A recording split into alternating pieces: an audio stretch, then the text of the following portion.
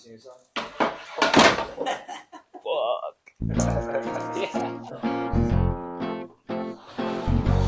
What was the question again? I'm Skylar Blum.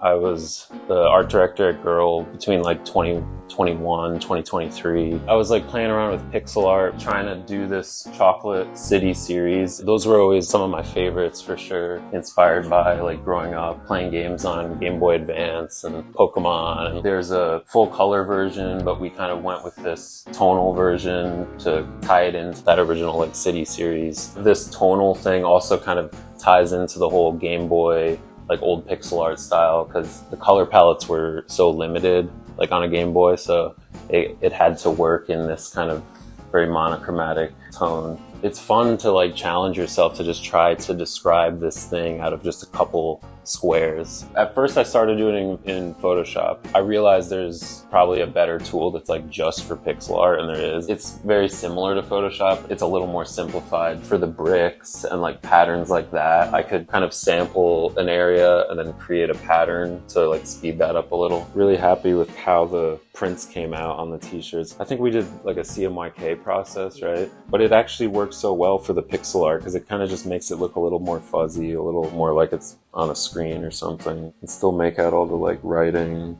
and see their eyes. I think that's my favorite little logo moment on the series. The full square on the back. It's cool how the shadows at the bottom kind of like disappear. I was able to like really bring these two worlds together that meant so much to me. Like skateboarding and video games were like my biggest influences like growing up. This was like a cool way to like honor that and put a little more of myself into the graphic.